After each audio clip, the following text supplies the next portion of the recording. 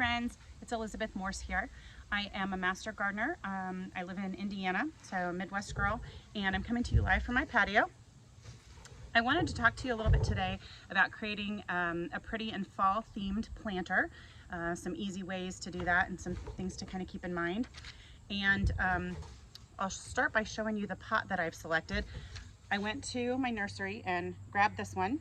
You can see it's kind of a dark color, just kind of neutral and plain. And it's got a little sticker here. It's frost resistant, which is kind of great because first of all, I am giving this as a gift to someone in my family who just bought a new home. And when you buy a nice pot that you want to be able to keep from year to year, it's in the Midwest, obviously we get tons of cold weather, and it's a bummer if your pot freezes and then breaks. So just thought I'd point that out. You don't see that all the time, but kind of a fun thing. And I also want to point out that this pot has great drainage holes, something that's super important when you're making any planter. I'm going to actually just take a few pieces of paper and put that in the bottom so that when I put my soil in, it doesn't go all over the patio. I've got a good potting mix here, and I'm going to fill this about 3/4 of the way full. And the reason why is as I create my design with the plants, I'm going to set them in and kind of rearrange them a couple of times, and then I'm going to backfill it. So you can see I've got kind of a lot there, but not totally full. And then I'm going to turn so you can see the plants I've selected. So the first one I'm going to use is this little chrysanthemum, which is obviously a fall favorite. I got kind of a small one, and I was actually looking for 2 to use because I like to have a little bit of variety. But I just decided on this one, and I'll show you why in a minute.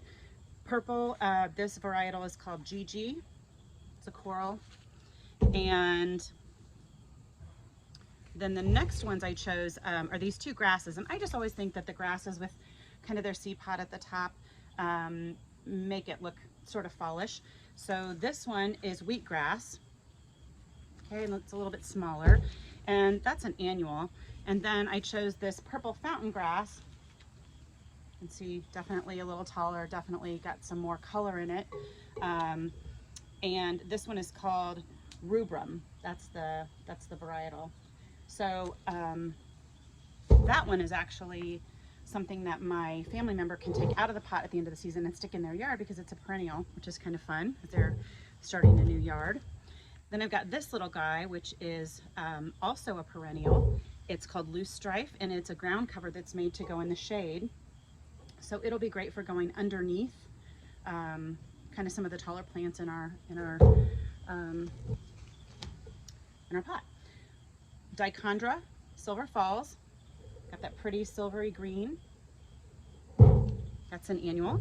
We've got Coleus Inferno, which has got some of this pretty rusty color, a little bit of brown that plays off the color in the pot.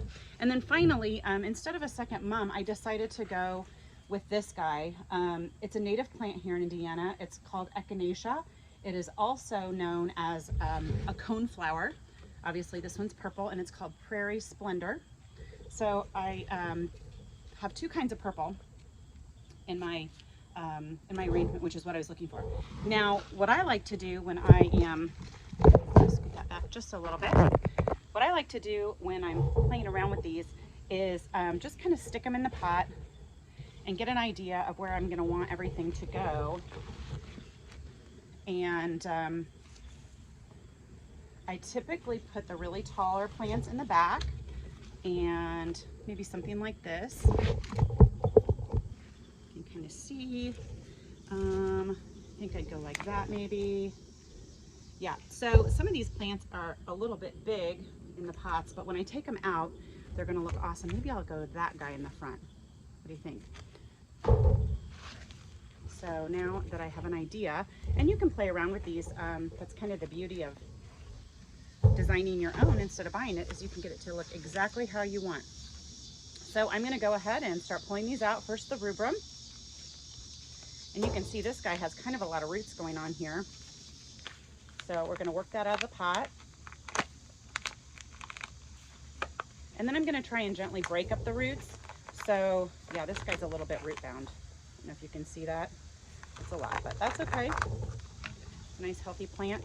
So I'm going to loosen the roots with my hands like so, and then I'm going to set that guy in the back. I think the next one I'm going to do is this Echinacea, because this is kind of the star of the show, frankly. I love these. They are so pretty.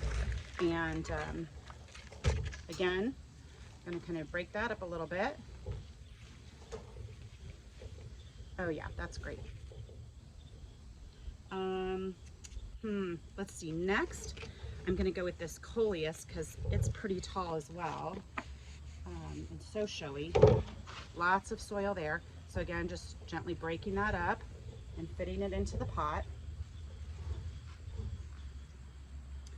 And I think I'm going to actually take this wheatgrass next. Again, breaking it up.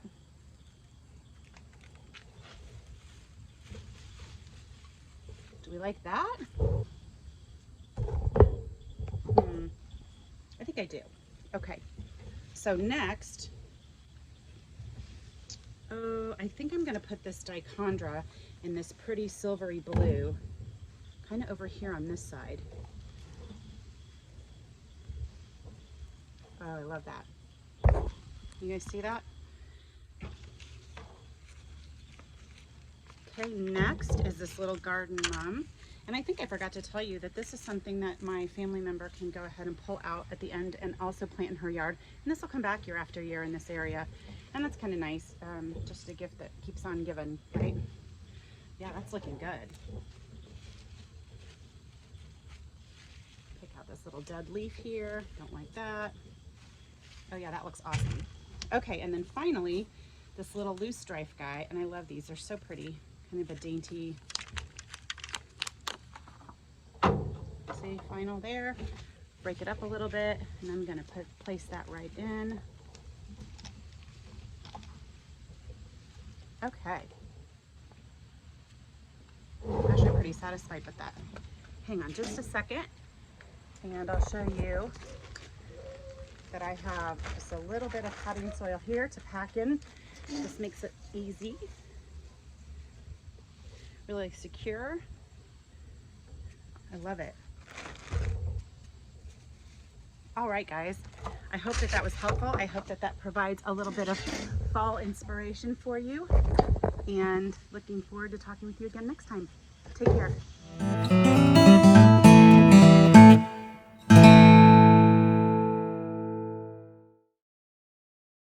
If you enjoyed these gardening tips, subscribe to our channel so you can get updates on new videos and stay in the know about all things gardening.